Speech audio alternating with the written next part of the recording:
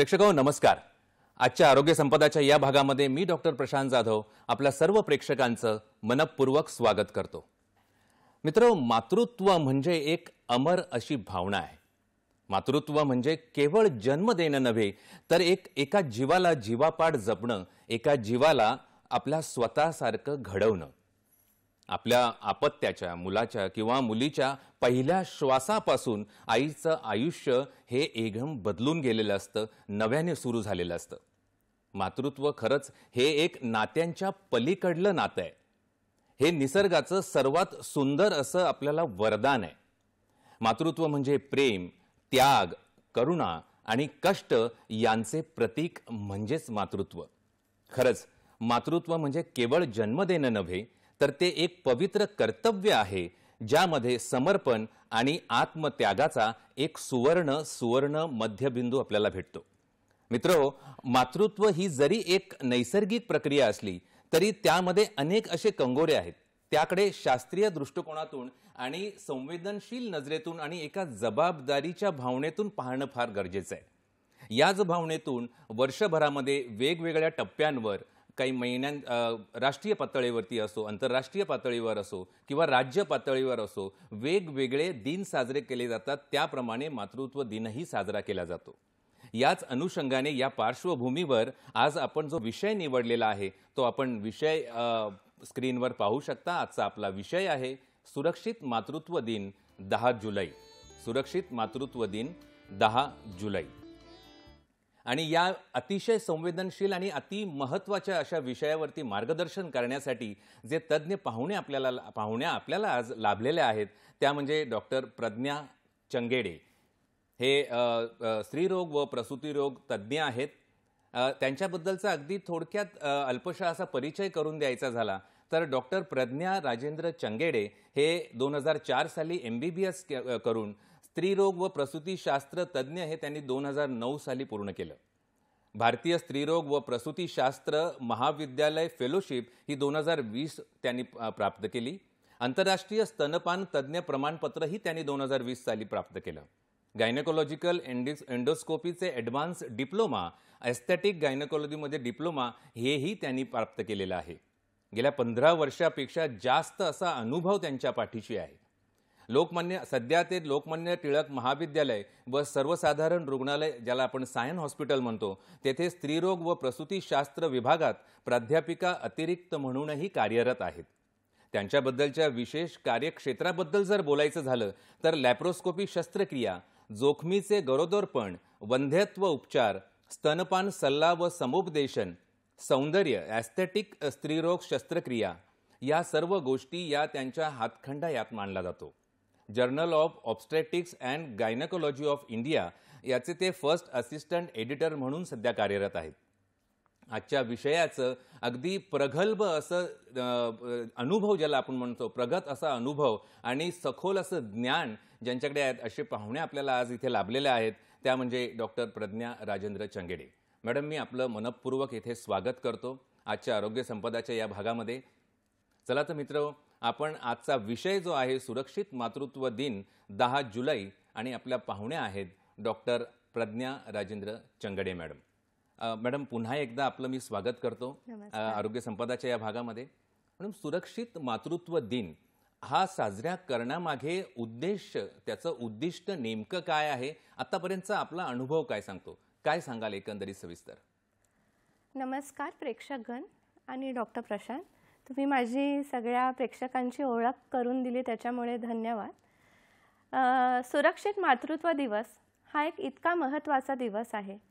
ह्या दिवस साजरा करायचं मेन उद्देश असा आहे की मातेच्या स्वास्थ्याबाबत जनजागृती निर्माण व्हावी व ती जनजागृतीचा प्रसार व्हावा, हीच ह्या दिवसाचं महत्त्व आहे।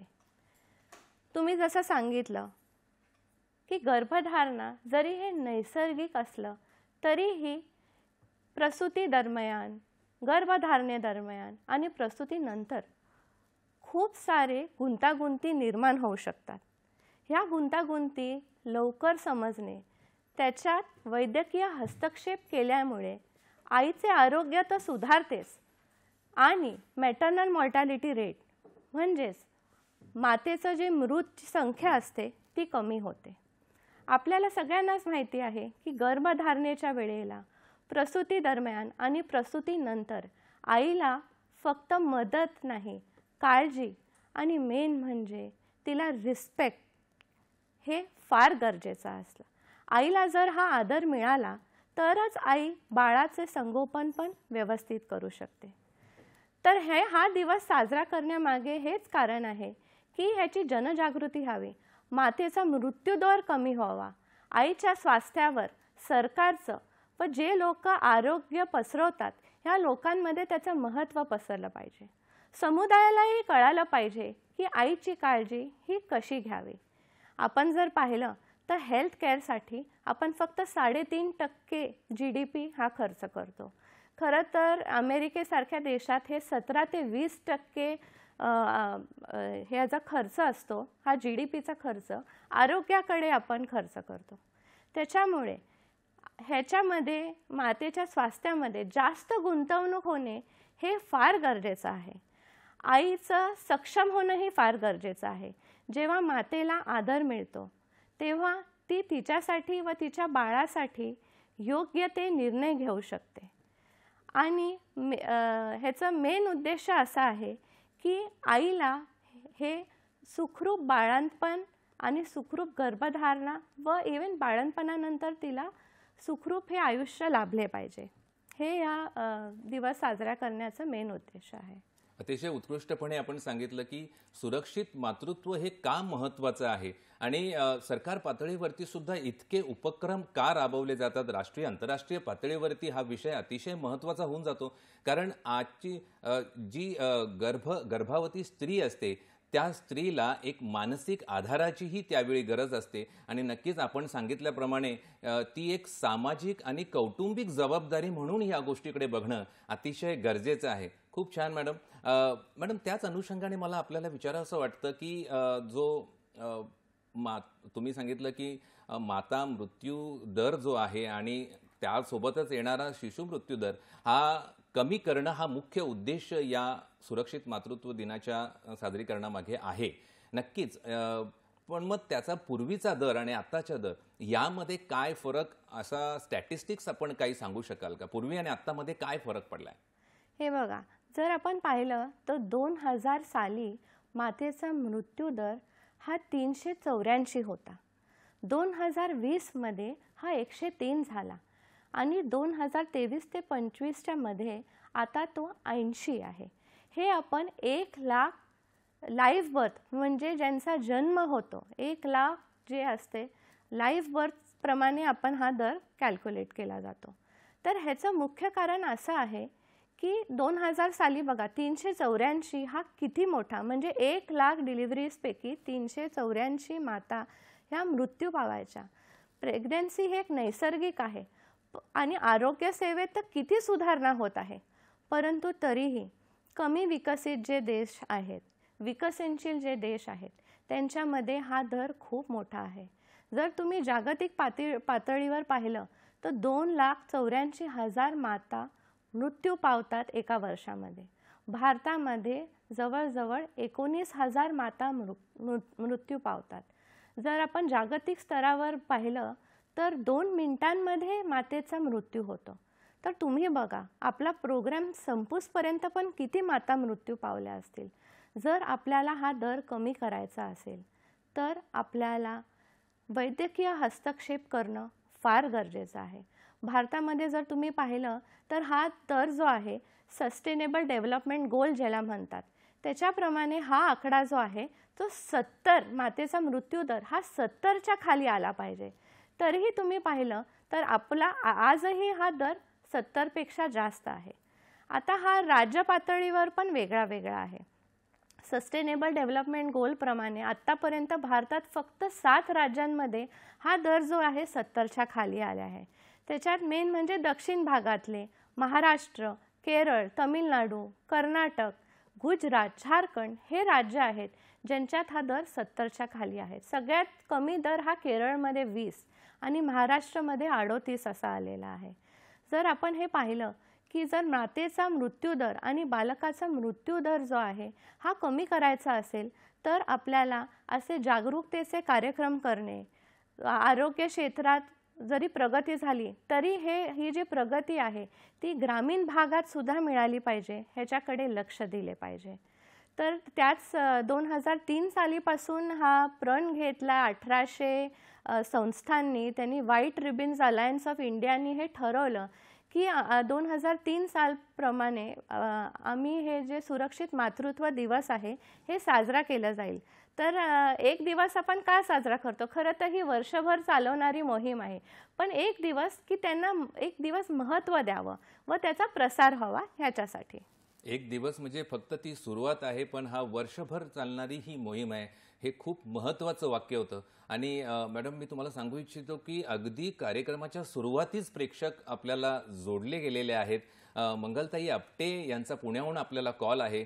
मंगलताई, आपला प्रश्न विचारा.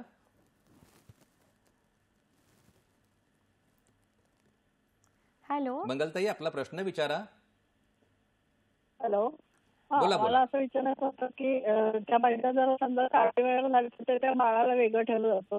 आणि दुसरी गोष्ट म्हणजे पाळीव असेल तर पाळीवची त्यांनी काय काळजी घ्यायची? आणि त्या बायकांना आधी सांगितलं होतं की हे बाळ पाळीव होणार आहे, किंवा काही जणांची पूर्वी नॉर्मल डिलिव्हरी व्हायची, पण आता म्हणजे कसं लगेच सिझरिंग केलं जातं. तर त्याबाबत आपण काय मार्गदर्शन करू शकाल? आणि जी प्रसूती झाल्यानंतर त्यांनी बाळ झाल्यानंतर त्यांनी काय काळजी घ्यावी? तर तुमचा प्रश्न धन्यवाद मंगलताई, धन्यवाद आपल्या प्रश्नाबद्दल. अतिशय महत्त्वाचा आणि विषयाला अनुषंगून असा हा प्रश्न होता. आपल्या प्रश्नाबद्दल नक्कीच धन्यवाद. मॅडम, काय सांगाल?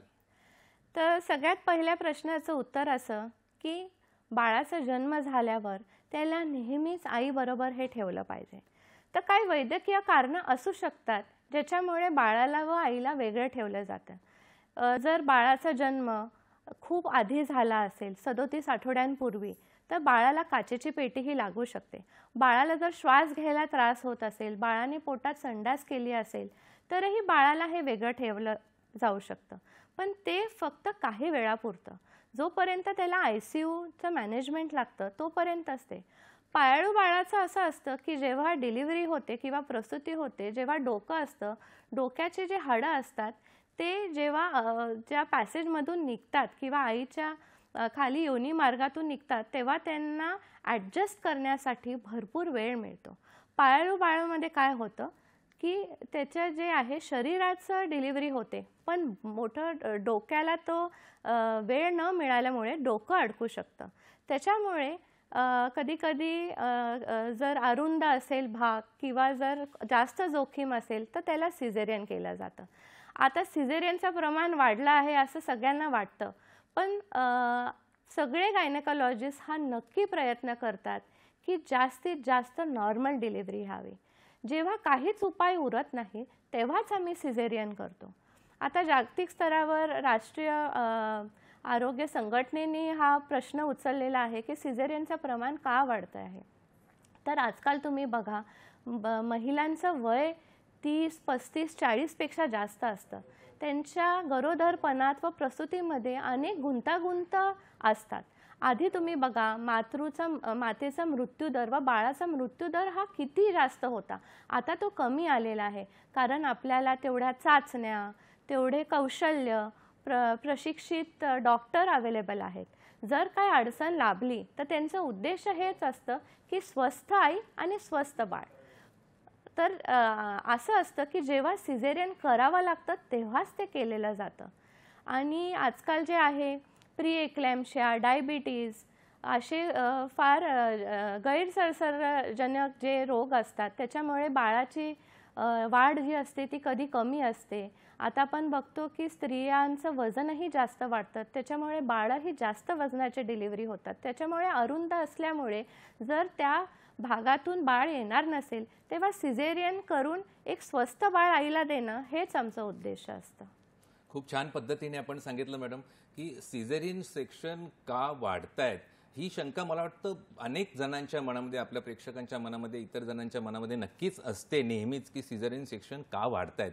पण आपण जे उत्तर दिलं त्यामधून नक्कीच ही गोष्ट स्पष्ट झाली आणि क्लिअर झाली की सिझेरियन सेक्शनचं प्रमाण जरी वाढलं असेल ते बदलत्या परिस्थितीमुळे वाढलेलं आहे. आणि त्याच अनुषंगाने आपण जर पाहिलं तर बालमृत्यू दर आणि माता मृत्यू दर हाही कमी झालेला आहे. कुठेतरी हे वाढलेले सिझेरियन सेक्शनमुळे पण हा त्याचा प्रादुर्भाव असू शकतो नक्कीच. त्याच्यामुळे हे सगळे दर कमी होण्यातही आपल्याला मदत झाली आहे. ही त्याच्यातली एक नक्कीच सकारात्मक गोष्ट आपल्याला म्हणता येईल.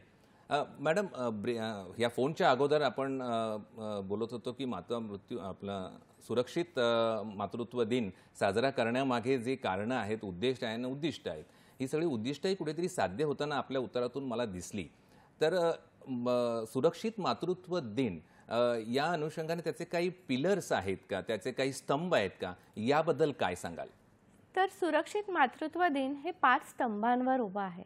सगळ्यात पहिलं स्तंभ म्हणजे कुटुंब कल्याण, ज्याला आपण फॅमिली प्लॅनिंग असं म्हणतो.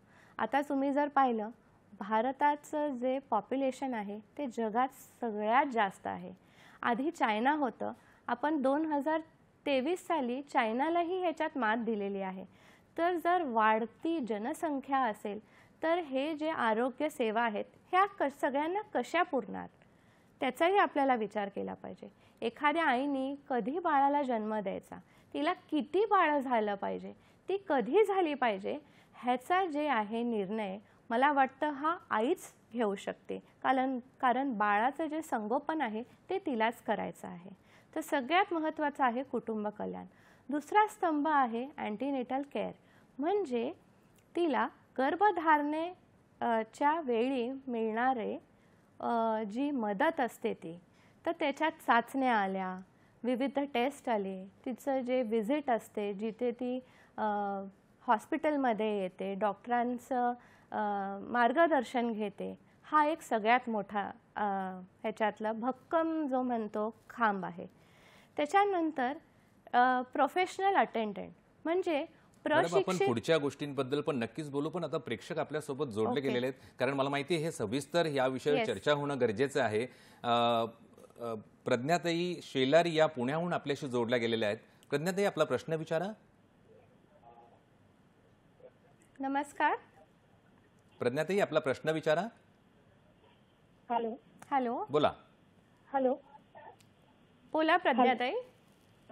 माझा आवाज येतोय? हो, ऐकू येतोय. आपला आवाज येतोय, स्पष्ट येतोय. सलग पद्धतीने आपला प्रश्न विचारा. माझा प्रश्न असा होता. बोला. माझा प्रश्न असा होता की जन्मतात तर त्याच्यासाठी आईच्या वयाचा काही फॅक्टर महत्वाचा असतो का, की आईचं वय जास्त असते शिच्या पुढे तर प्रीमॅच्युअर बाळ जन्माला जास्त प्रमाणात, म्हणजे ते प्रमाण जास्त आहे का, ते मला जाणून घ्यायचं होतं. हो हो. प्रज्ञाताई, आपल्या प्रश्नाबद्दल धन्यवाद. अतिशय महत्त्वाचा असा प्रश्न आहे. तशा गोष्टी होत. बरोबर. तर धन्यवाद तुमच्या प्रश्नाबद्दल. एक महत्त्वाचा प्रश्न आहे की आईच्या वयाचं या प्रसूतीशी किंवा गर्भधारणेशी काय संबंध आहे. तर आता आपण बघतो, आम्ही एल्डरली ग्रॅव्हिडा म्हणजे 35व्या वर्षाच्या नंतर ज्या स्त्रिया गर्भधारणा करतात त्यांना आम्ही हाय रिस्क म्हणजे त्यांच्यामध्ये गुंतागुंतीचे जे प्रमाण असते ते खूप जास्त असते. त्याच्यात मुख्य काय असतं की जसं जसं आईचं किंवा एखाद्या स्त्रीचं वय वाढतं तसं तिचं अंडाशयाचं काय म्हणतात संख्या व क्वालिटी जी असते तीही कमी होत जाते. त्याच्यामुळे डिलिव्हरी होण्याची किंवा प्रेग्नंट राहण्याची जी तिची क्षमता असते ती कमी होत जाते. कसं असतं, आपल्याला जन्मताच एक अंडाशयांचं एक संख्या मिळालेली असते. जसं जसं आपल्याला पाळी येते तशी तशी त्याची संख्या कमी होत जाते. 35 नंतर गर्भधारणा ही जोखमीची जरी झाली तरी ही जोखमीची असू शकते. त्याच्यामध्ये मेंटल रिटार्डेशन म्हणजे डाऊन सिंड्रोम ज्याला म्हणतो, त्याच्यामध्ये मतिमंद मुलं होऊ शकतात. त्याच्यानंतर ब्लड प्रेशर वाढणे, डायबिटीज होणे, बाळाला रक्तपुरवठा व्यवस्थित न मिळणे किंवा जर बाईला लठ्ठपणा असेल तर बाळालाही जास्त वजन, ज्याला मॅक्रोसोमिया 4 किलोपेक्षा जास्त वजनाचे बाळ व तिला डिलिव्हरी प्रसूती दरम्यान तिला तेवढी जोखीम जास्त असते आणि त्याच्यामध्ये काय होतं की जर हे बाळ मतिमंद निघालं तर तिला फार आयुष्यभर त्याचं बाळाचं संगोपन करण्यामध्ये त्रास वाढतो. तर आईचं वय हे फार महत्त्वाचं आहे.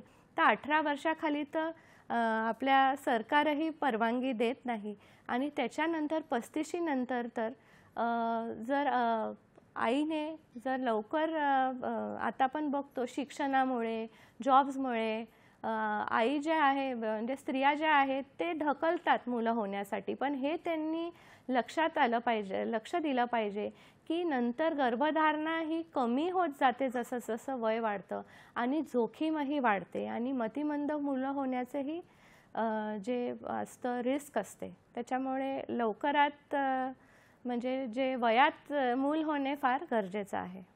मॅडम, आपल्या उत्तरातून एकच गोष्ट अतिशय महत्त्वाची अधोरेखित होते, ती म्हणजे गर्भधारणेचे एक सुरक्षित वयोगट आहे, कमीत कमी आणि जास्तीत जास्त. नक्कीच या विषयाला गांभीर्याने अतिशय बघणं गरजेचं आहे. जसं वय वाढत जातं तसं नक्कीच त्याबद्दलचे कॉम्प्लिकेशन्स आणि समस्या याही वाढत जातात. नक्कीच प्रेक्षकही आपल्याबरोबर सारखे जोडले जात आहेत. विषय महत्त्वाचा आहे, पण आता इथे वेळ झाली आहे एका छोट्याशा विश्रांतीची. तर कुठेही जाऊ नका, पाहत राहा आपला आवडता कार्यक्रम आरोग्य संपदा.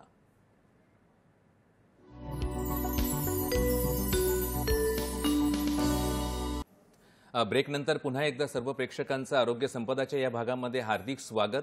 आजचा विषय आपण जाणून आहात तो म्हणजे सुरक्षित मातृत्व दिन 10 जुलै आणि ज्या तज्ज्ञ मार्गदर्शिका आपल्याला आज इथे लाभलेल्या आहेत त्या म्हणजे प्रख्यात अशा स्त्रीरोग व प्रसूतीशास्त्र तज्ज्ञ डॉक्टर प्रज्ञा चंगेडे मॅडम. मॅडम, पुन्हा आपल्यासोबत इथे आता प्रेक्षक जोडले गेलेले आहेत. एक फोन आहे आपल्यासाठी. आपला प्रश्न विचारा. हॅलो. हा, विचारा आपला प्रश्न. हा, नमस्कार. माझा प्रश्न असा आहे, एखादी गर्भिणी हॅलो, प्रश्न ऐकू येत नाहीये. हॉस्पिटलचं अंतर भरपूर लांब असल्यामुळे त्या महिलेला त्रास अति होतो. त्यामुळे त्या बाळाला किंवा त्या मातेला काय प्रॉब्लेम होऊ शकतो, काय काही दुखपात होऊ शकतोय काय? काही म्हणतात की जे मुलं दुखपात होते म्हणजे वाढते म्हणून म्हणतात. मग त्याबद्दल तुम्ही काय सांगाल? ती वेळेत नेणं गरजेचं आहे काय, त्याला काय उपाय करता येतो, असा माझा प्रश्न आहे. धन्यवाद आपल्या प्रश्नाबद्दल. नक्कीच त्यांचा प्रश्न मला वाटतं ग्रामीण व्यवस्था आणि दुर्गम भागामध्ये ज्यावेळी एक विशिष्ट वेळ जास्त लागते त्या संदर्भात असावा. नक्कीच धन्यवाद आपल्या प्रश्नाबद्दल. मॅडम, काय सांगाल? तर ह्यांनी प्रश्न असा विचारला की ग्रामीण म्हणजे जी आरोग्य सेवा आहे ती शहरी भागात तर सगळीकडे उपलब्ध आहे, पण ग्रामीण भागामध्ये काय? तर सरकारने एवढ्या योजना बनवलेल्या आहेत. आजकाल प्रत्येक ग्रामीण भागामध्ये एक तरी आरोग्य केंद्र हे असतं. जेव्हा आरोग्य केंद्र बनवलं जातं तेव्हा ते गावाच्या मधोमध म्हणजे सगळ्यांना त्या आरोग्य केंद्राच्या सेवा उपलब्ध होतील ह्याची काळजी घेतली जाते. जर आरोग्य केंद्रामध्ये जास्त जोखमीची वाटली तर तशा डिलिव्हरीसाठी रुरल हॉस्पिटल, सिव्हिल हॉस्पिटल इथे रिफर केले जाते.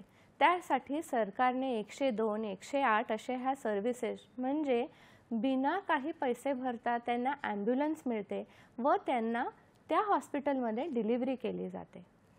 तर हे फार महत्त्वाचं आहे की सरकारी सगळ्या योजनांविषयी सगळ्यांना माहिती पाहिजे, तरच तुम्ही त्याचा लाभ घेऊ शकाल.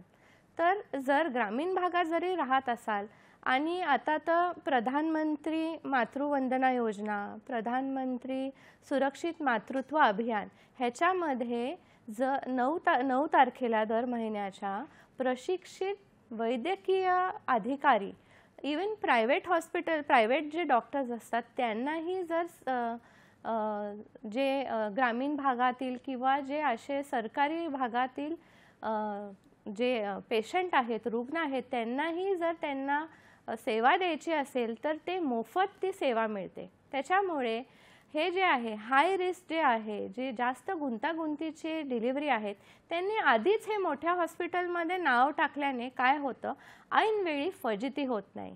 तरी आणि जर ऐनवेळी ही फजिती झाली जरी तरी जे आपण स्तंभाबद्दल बोलत होते की इमर्जन्सी केअर ही ॲम्ब्युलन्सद्वारे त्या मातेला त्वरित मोठ्या हॉस्पिटलमध्ये शिफ्ट करता येतात. सरकारने सगळीकडे रेफरल लिंकेज म्हणजे ह्या हॉस्पिटलमध्ये प्रॉब्लेम झाला तर मोठ्या कुठल्या हॉस्पिटलला पाठवण्यात येईल ह्याची ही व्यवस्था करून ठेवलेली आहे. म्हणजे थोडक्यात सरकारने आरोग्य व्यवस्थेच्या वरती जो काही एकंदरीत जी आरोग्य व्यवस्था आहे ती अतिशय उत्कृष्टपणे सध्या ती व्यवस्था मांडलेली आहे, जेणेकरून प्रत्येकाला तिथे एक ॲक्सेस मिळू शकतो आणि तिथे पोहोचू शकतो. मला वाटतं मॅडम त्यांचा एक प्रश्नाचा एक ओघ असा होता, तो म्हणजे की विलंब असल्यामुळे काही गोष्टी कॉम्प्लिकेशन्स काय होऊ शकतात, म्हणजे तिथपर्यंत पोहोचण्यात जर विलंब झाला असेल तर कॉम्प्लिकेशन्स कोणत्या असू शकतात, असा एक साधारण प्रश्नाचा ओघ त्यांचा असावा असं मला वाटतं. याबद्दलही काय? तर त्यांनी सांगितलं की एखादं स्टिल बर्थ किंवा असं एक बाळ जन्माला येतो ज्याला जन्मतःही ठोके नाही आहेत किंवा ते बाळ मृत त्याचा जन्म झालेला आहे, तर ह्याचे कारणं भरपूर असतात. एक तर आईला बाळाची हालचाल ही मोजत राहिली पाहिजे. जर तिला दिवसभरात हालचाल बाळाची जाणवत नाही आहे तर तिने त्वरित आरोग्य केंद्राकडे आले पाहिजे. जर तिला ब्लड प्रेशर वाढलेलं असेल तर ब्लड प्रेशरच्या गोळ्या, डायबिटीस असेल तर ती शुगर कंट्रोलमध्ये जर नाही ठेवली, जर तिला ॲनिमिया म्हणजे तिचं लोहाचं प्रमाण कमी असेल, जर तिला पोषक आहार नसतील मिळत तर बाळाला ते रक्तपुरवठा हा आईकडूनच मिळतो. जर आईचं पोषण व्यवस्थित झालं नाही तर ते बाळाला पोषण मिळणार नाही. ह्याच्यात बाळाला रक्तपुरवठा न मिळाल्यामुळे तो मृत जन्माला येतो. आणि मग जर असं उशीर झालेला आहे तर आम्ही कारणं शोधतो. खूपदा असतं बाळामध्ये काहीतरी ॲनॉमली किंवा काहीतरी दोष असू शकतो. त्याला पाठीच्या मणक्यावर किंवा डोक्यामध्ये कुठेतरी काय गाठ असू शकते, त्याच्या किडनीमध्ये, हृदयामध्ये काय त्रास असतो. तर अशा महिलांना आम्ही सांगतो की पुढच्या वेळेस जेव्हा प्रेग्नन्सी होणार तेव्हा त्वरित एका आरोग्य केंद्रामध्ये, रुग्णालयामध्ये नाव टाका. त्यांच्या सगळ्या चाचण्या होतात आणि जे मृत बाळ आहे कधी कधी त्याचं पोस्टमॉर्टमही करावं लागतं, जेणेकरून आपल्याला योग्य ते कारण कळतं की ज्याच्यामुळे हे बाळ मृत जन्माला आलेलं आहे. खूप छान पद्धतीने आपली ही चर्चा चालली आहे. प्रेक्षकांपर्यंत आपली ही चर्चा ही अतिशय जोमाने पोहोचते आणि त्यामुळे प्रश्न आपल्याला प्रेक्षकांकडून अतिशय चांगला प्रतिसाद असा मिळतोय. निर्मितीताई या अकोल्याहून आपल्याशी जोडल्या गेलेल्या आहेत. निर्मितीताई, आपला प्रश्न विचारा. नमस्कार. निर्मितीताई, आपला प्रश्न विचारा.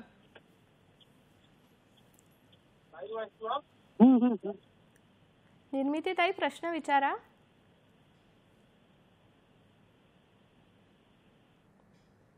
मला वाटतं कॉल कट झालेला आहे. काही तांत्रिक कारणामुळे कदाचित त्यांच्याशी जोडले जाण्यामध्ये आपल्याला काही अडचणी येत आहेत. मॅडम, आपण बोलत होतो स्तंभांबद्दल, जे सुरक्षित मातृत्व दिनाच्या निमित्ताने जे पिलर्स ज्याबद्दल आपण बोलत होतो, मला वाटतं फॅमिली प्लॅनिंग, कुटुंब नियोजनाबद्दल आपण सांगत होतात.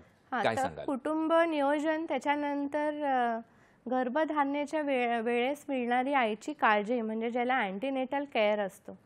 तिसरा स्तंभाबद्दल मी बोलत होते म्हणजे ते आहे इन्स्टिट्यूशनल डिलिव्हरी.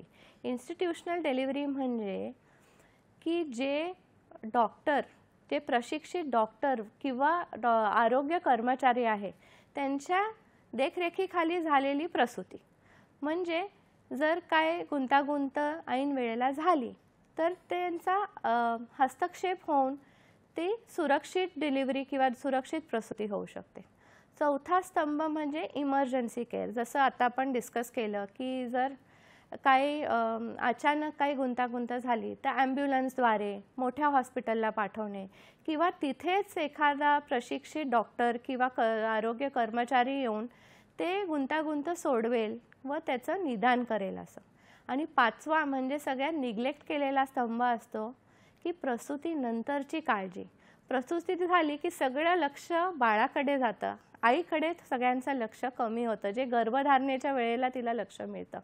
हे म्हणजे आईचे पोषक आहार, आईला जे टाके लागतात त्यांची काळजी, आईच्या स्तनाची काळजी, त्याच्यानंतर ब्रेस्ट फीडिंग जे असतं, स्तनपान, ह्याला खूप महत्त्व आहे. तर असे हे 5 स्तंभ आहे सुरक्षित मातृत्व दिनाचे. मॅडम, आपण मगासच्या प्रश्नाच्या अनुषंगाने सरकारी उपक्रमे आणि त्यांच्या योजना याबद्दल कुठेतरी तो प्रश्नात आपला शब्द आला. तर या गव्हर्नमेंट इनिशिएटिव्ह ज्याला आपण म्हणू शकतो, भारत सरकारचा जो उपक्रम आहे, याबद्दल आपण सविस्तरपणे या योजनांबद्दल आपल्या प्रेक्षकांना काय सांगाल? तर भारत सरकार व राज्य सरकार जे आहे खूप योजना राबवतात. त्याच्यामध्ये JSY म्हणजे जननी सुरक्षा योजना, JSSK म्हणजे जननी शिशु सुरक्षा कार्यक्रम, त्याच्यानंतर मी सांगितलं प्रधानमंत्री मातृवंदत्व योजना, त्याच्यानंतर पोषण ॲनिमिया मुक्त भारत, प्रधानमंत्री जी आहे मातृत्व जी योजना असते त्याच्यामध्ये मी जसं सांगितलं 9 तारखेला आपण फ्री सर्व्हिसेस पाठवतो. म्हणजे जे प्रायव्हेट सेक्टरमध्ये पण जे डॉक्टर असतात ते सरकारी रुग्णालयांमध्ये येऊन सगळ्या पेशंटला योग्य ते मार्गदर्शन देऊ शकतात. तर ह्या योजनांमध्ये काय असतं, ॲनिमिया मुक्त भारत असतं, लक्ष्य असतं, त्याच्यानंतर सुमन योजना आहे. अशा इतक्या साऱ्या योजना आहे. ह्या योजनांमध्ये आईला प्रसूती धारण करण्यापासून प्रसूतीच्या वेळी आणि प्रसूतीनंतर खूप सारे लाभ असतात. तिला आर्थिक मदतही मिळते. आर्थिक मदत म्हणजे तिला पहिल्यांदा नाव टाकल्यावर काही रक्कम मिळते, नंतर तिची इन्स्टिट्यूशनल डिलिव्हरी म्हणजे प्रशिक्षित जे आरोग्य अधिकारी आहेत त्यांच्या देखरेखीखाली जेव्हा डिलिव्हरी होते आरोग्य केंद्रामध्ये किंवा रुग्णालयामध्ये तेव्हा तिला आर्थिक लाभ मिळतो. त्याच्यानंतर तिला जननी सुरक्षा योजनामध्येही लाभ मिळतो. असं जवळजवळ 5 ते 6 हजार रुपये त्या महिलेला मिळतात. त्याच्याने ती तिचं व बाळाचं संगोपन हे व्यवस्थित करू शकते. त्याच्यानंतर मॅटर्नल चाइल्ड ट्रॅकिंग सिस्टीम असतं ज्याच्यामध्ये नाव घातल्या त्या आईची नोंद होते, तिचं आधार कार्ड लिंक होतं, तिचा मोबाईलवर तिला वेळोवेळी तिचं आता कधी खेप आहे, कधी तिने डॉक्टरांकडे गेली पाहिजे, तिने कसं आहार घेतलं पाहिजे, तिने लसीकरण कधी केलं पाहिजे, डिलिव्हरीच्या नंतरही त्यांना काय काय काळजी, असं कार्डसुद्धा दिले जाते जेव्हा ती नाव टाकायला येतात. त्याच्यात सगळं आहाराबद्दल व्यायामाबद्दल असे खूप साऱ्या सुविधा असतात आणि सरकार त्यांच्याप्रमाणे खूप सुविधा करते. जसं मी सांगितले 102, 108 ॲम्ब्युलन्स सर्व्हिसेस असतात. रक्त व रक्ताचे पदार्थाचा पुरवठा मिळवण्यासाठी पण हेल्पलाईन्स असतात. ब्लड बँक असतं. गावाच्या मधोमध आरोग्य केंद्र तयार करणे आणि जसं मी सांगितलं रेफरल लिंकेज हे सिस्टीम एस्टॅब्लिश करणे, असं सरकार फार योजना बनवलेल्या आहेत, त्या चालूही आहेत. पण हेच आहे की लोकांनी त्याचा उपभोग घेतला पाहिजे, लोकांना ह्याच्याबद्दल माहिती पाहिजे, तरच ते ह्याचा उपभोग घेऊ शकतात. सुरक्षित मातृत्व दिन हा साजरा करण्यामागचाच मुख्य हेतू हा आहे की या ज्या विविध योजना आहेत आणि त्याबद्दलची वेगळी जी त्या दरम्यान घेतली जाणारी काळजी आहे, या सर्व गोष्टी ज्या आहेत आपल्या जनसामान्यांपर्यंत पोहोचवणं हाच तर मुख्य उद्देश या कार्यक्रमांचा आणि आजच्याही आपल्या या भागाचा तोच आहे. मॅडम, पुन्हा आपल्यासोबत प्रेक्षक जोडले गेलेले आहेत. सोपानजी हे वर्ध्याहून आपल्यासोबत जोडले गेले आहेत. सोपानजी, आपला प्रश्न विचारा. नमस्कार सोपानजी, प्रश्न विचारा. नमस्कार मॅडम. नमस्कार. हॅलो. हॅलो. बोला बोला, तुमचा प्रश्न सलग पद्धतीने विचारा. हॅलो. हा, ऐकू येत आहे. हॅलो. बोला. मॅडम, माझ्या मिसेसचा आहे ना राईट ट्यूब आहे ना गर्भधारणेचा हा ब्लॉक आहे, तर त्याच्यामुळे बाळ राहायची शक्यता आहे की नाही आहे? अच्छा, तर धन्यवाद सोपानजी आपल्या प्रश्नाबद्दल. मॅडम, काय सांगाल फॅलोपियन ट्यूब्स बद्दल? फॅलोपियन ट्यूब ब्लॉक आहे तर भारतामध्ये खूप प्रमाणात पसरलेला आहे. तो आहे क्षयरोग. क्षयरोग असल्यामुळे खूप स्त्रियांच्या नळ्या ज्या असतात त्या ब्लॉक होऊन जातात. फक्त क्षयरोगाच हे कारण नाही आहे, बाकीचेही इन्फेक्शन होऊ शकतात ज्याच्यामुळे ही नळी जी असते ती बंद राहू शकते. तर तुम्ही जर पाहिलं तर देवाने ह्याची काळजी आधीच घेतलेली. आपल्याला 2 नळ्या दिलेल्या आहेत. जरी एक नळी बंद असेल तरी दुसरी नळी जर उघडी असणार तर त्याच्यातून ते अंडबीज आणि शुक्राणू भेटू शकतात आणि प्रेग्नन्सी राहू शकते. त्याच्यानंतर आजकाल आरोग्य क्षेत्रात इतकी प्रगती झालेली आहे की काही ऑपरेशनद्वारे जर जो ब्लॉक छोटासा असेल तर एक गाईड वायर टाकून, एक कॅथेटर टाकून हा ब्लॉकही काढला जाऊ शकतो आणि त्याच्यानंतर गर्भधारणा होऊ शकते. पण जसं तुम्ही सांगितलं तुमच्या बायकोची एकाच बाजूची नळी बंद आहे आणि दुसऱ्या बाजूची चालू आहे, तर नक्की गर्भधारणा होऊ शकते. आता नळी हेच एक कारण नाही आहे. मूल राहण्यासाठी बाकीचंही तिचा अंडाशय कसा आहे, शुक्राणू तुमचे कसे आहेत, अशा विविध गोष्टींचं पूर्ण स्टडी केल्यावरच नक्की सांगू शकणार. आणि सध्या IVF ही आहे. जरी दोन्ही नळ्या बंद असतील तरीही ज्याला आपण टेस्ट ट्यूब बेबी सामान्य भाषेत म्हणतो त्याचाही उपभोग घेऊन राहू शकतं बाळ. खूप छान. एकंदरीत अनेक कंगोरे या प्रश्नाला घेऊन उलगडत गेले IVF आणि सगळ्याच गोष्टींच्या बाबतीत. मॅडम, जो गव्हर्नमेंट इनिशिएटिव्स आहेत, सरकारचे उपक्रम आणि योजना आहेत, याबद्दल आपण जी चर्चा करत होतो त्या अनुषंगाने मला वाटतं एक महत्त्वाचा बिंदू इथे स्पर्श करणं अतिशय गरजेचं आहे. ते म्हणजे ही योजना पर्यंत आपलं जी गर्भावस्थेमध्ये जी स्त्री आहे त्या स्त्रीपर्यंत जी पोहोचवण्याची जी व्यवस्था आहे, मला वाटतं आशा वर्कर, अंगणवाडी वर्कर यांच्याबद्दल काय सांगाल? तर जसं योजना आहेत, जसं मी सांगितलं भरपूर योजना आहेत, त्याच्यात आशा वर्कर आणि एक आशामध्येही एक वेगळं मॉडेल म्हणजे आशा सहेली मॉडेल हे एक केलेलं आहे. हे हरियाणा राज्यात ऑलरेडी ह्याचं चालू आहे अंमलबजावणी. तर त्याच्यामध्ये काय असतं की जे प्रशिक्षित डॉक्टर असतील ते सगळीकडे नसतात.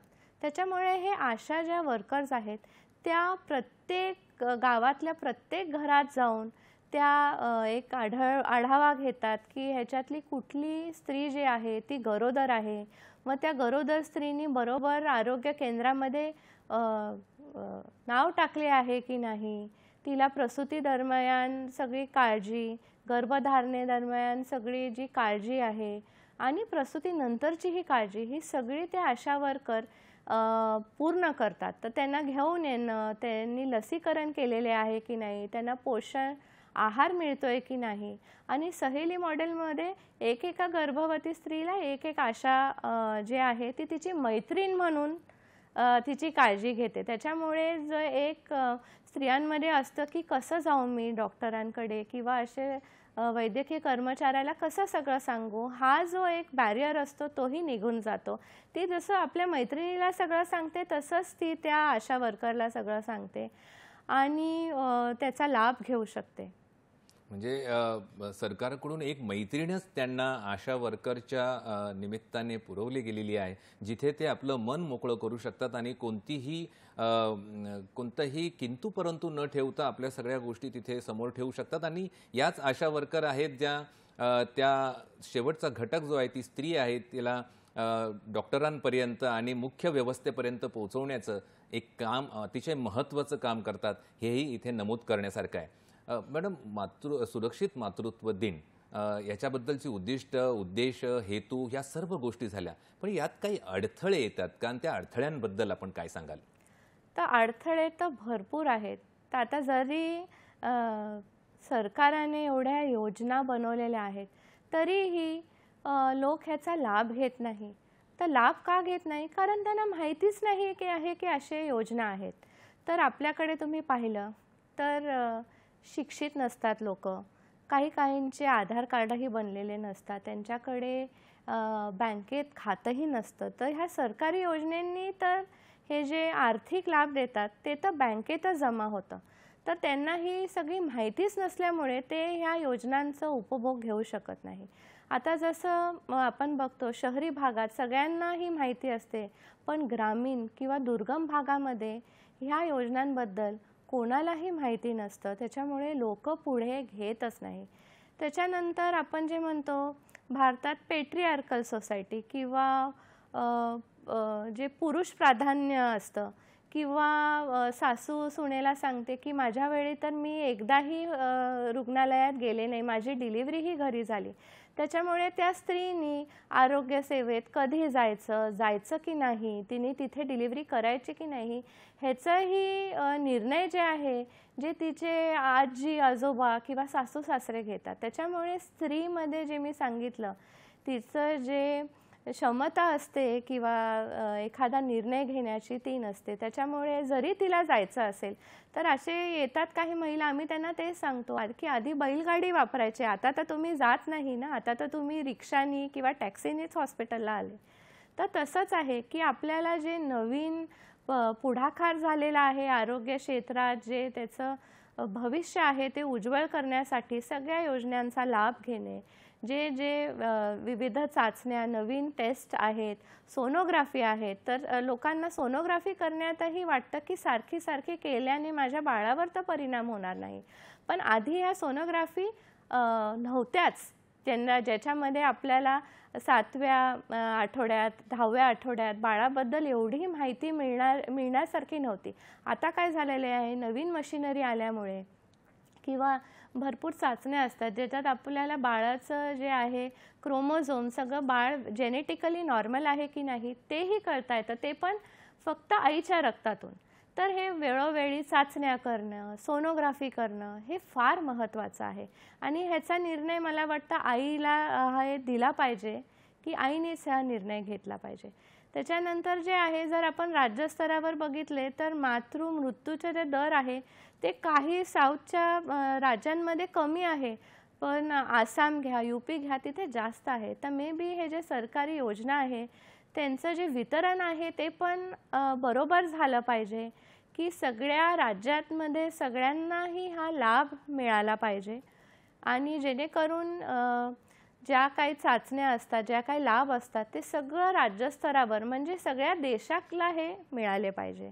तर हे अडथळे असतात. त्याच्यानंतर हे जे लाभ मिळतो, जसा आर्थिक लाभ मिळतो, कधी कधी पोर्टलमध्ये पैसे नसल्यामुळे किंवा काही जे हॉस्पिटल असतात त्याच्यामध्ये औषधं नाही, प्रशिक्षित डॉक्टर नर्स नाही, ह्याच्या अभावामुळेही लोकांना तिथे जाण्यासारखे वाटत नाही आणि कधी विलंब होतो त्यांना आर्थिक जी मदत ॲक्च्युली मिळाली पाहिजे त्याच्यामध्ये. तर लोकांचं जे असतं त्यांना वाटतं की मला पाहिजे तेव्हा मिळालं नाही. तर ह्या सगळ्या गोष्टींमुळे कधी कधी या योजनांचा पाहिजे तितका उपभोग घेता येत नाही लोकांना. याच वळणावरती आपल्याला पुन्हा फोन आलेला आहे. विचारा आपला प्रश्न. दुर्गाजी, आपला प्रश्न विचारा. दुर्गाजी आपल्याशी जोडले गेलेले आहेत. दुर्गाजी, आपला प्रश्न विचारा. नमस्कार दुर्गाजी.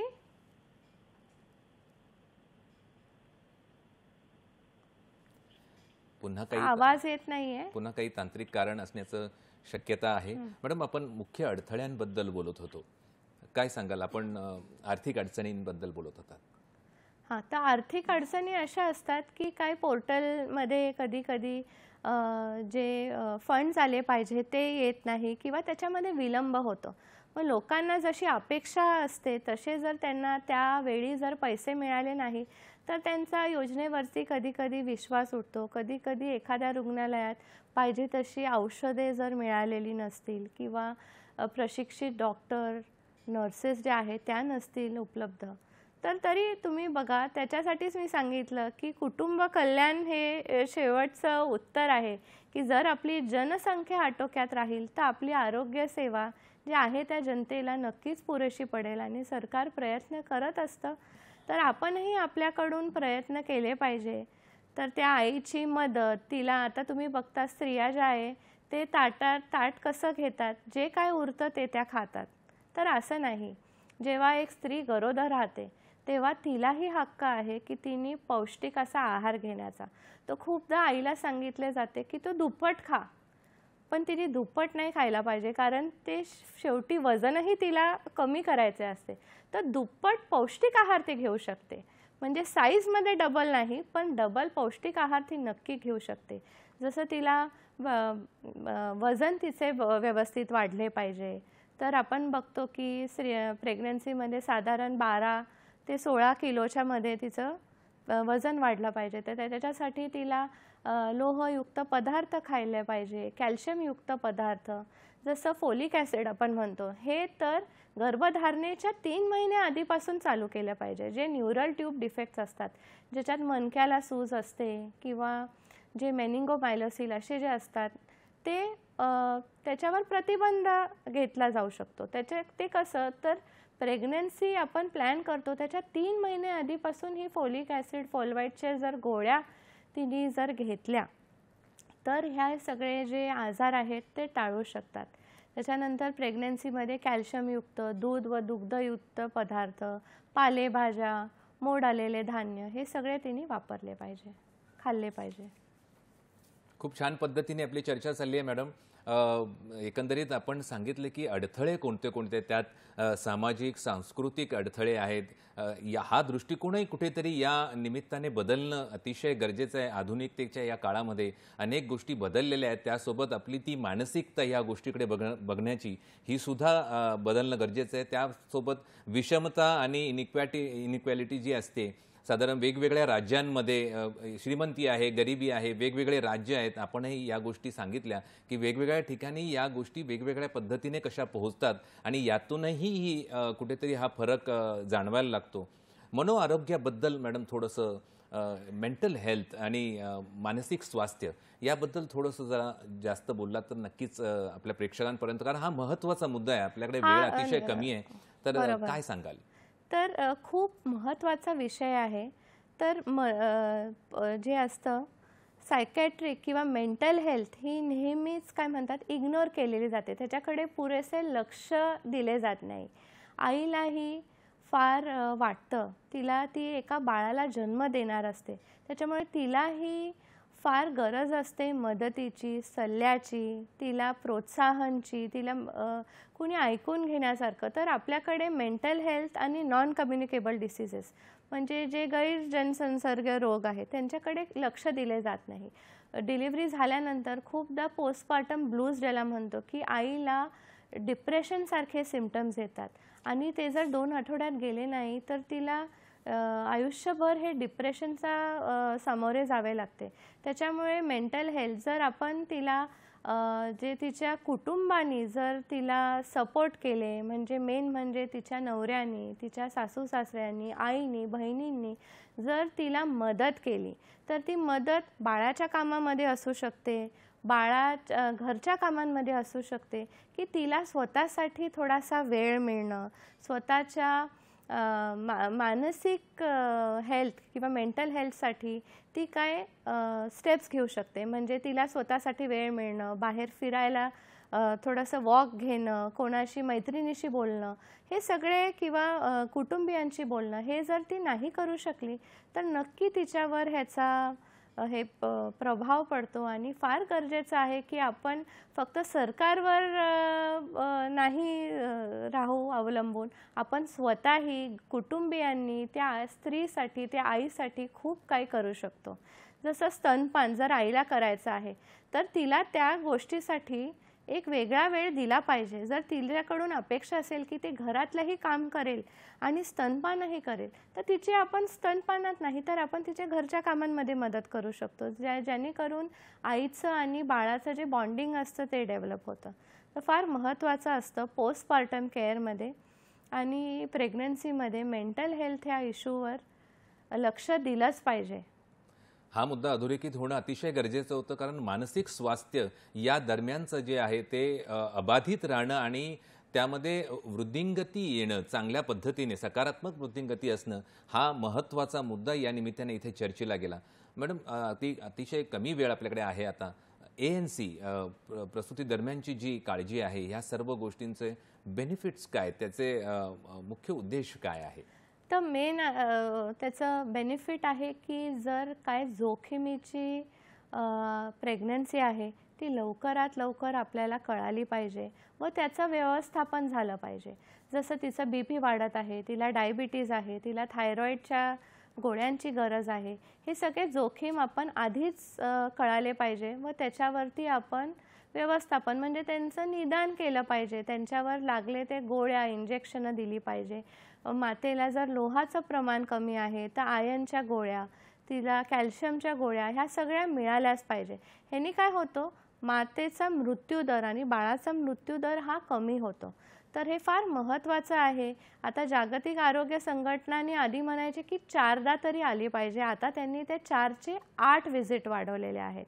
व्हिजिट पण नाही, त्यांनी कॉन्टॅक्ट सांगितलेले आहे. कॉन्टॅक्ट आणि व्हिजिटमध्ये फरक असा आहे की जरी आई नाही येऊ शकली तरी जसं आशा वर्कर जाऊन तिच्याशी भेट घेऊ शकते.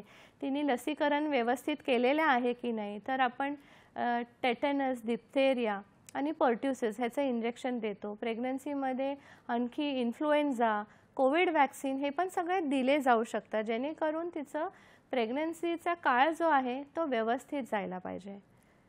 खूप छान पद्धतीने आपण सांगितलं मॅडम. विषय मोठा आहे, गहन आहे, सखोल आहे, पण अतिशय थोड्या वेळामध्ये अतिशय सोप्या भाषेमध्ये आपण हा विषय एकंदरीत आम्हाला समजावून सांगितला, मार्गदर्शन जे केलं. आपण आल्याबद्दल, व्यस्त वेळापत्रकातून वेळ काढून आमच्याकडे आल्याबद्दल मी दूरदर्शनच्या सह्याद्री वाहिनीतर्फे, आमच्या तमाम प्रेक्षकांतर्फे आणि आमच्या आरोग्य संपदाच्या या टीमतर्फे आपले मनपूर्वक आभार मानतो. धन्यवाद मॅडम आपण आल्याबद्दल. धन्यवाद. प्रेक्षको, आपण पाहिलं की सुरक्षित मातृत्व दिन याच उद्देशाने साजरा केला जातो की प्रत्येक महिलेला गर्भधारणेच्या दरम्यान आणि प्रसूतीच्या वेळी योग्य ती काळजी कशी घ्यावी, ती मदत तिला मिळावी आणि आदर त्यासोबत मिळावा, हाही महत्त्वाचा मुद्दा एकंदरीत या चर्चेतून आणि मार्गदर्शनातून आपल्याला अधोरेखित झालेला दिसलो. जेणेकरून मातृ मृत्यूदर आणि शिशु मृत्यूदर, बाल मृत्यूदर आहे हे कमी करण्यात आपल्याला कुठेतरी आता यश येते आणि ते पूर्ण अचीव करणं हाच आपला मुख्य उद्देश आहे. नक्कीच विषयाच्या अनुरूप आज चर्चा झालेली आहे. अतिशय सुंदर अशी चर्चा झाली. प्रेक्षकांच्या कॉल्सवरूनही आपल्याला कळत होतं की प्रेक्षकांपर्यंत ही चर्चा ही पूर्णपणे पोहोचते.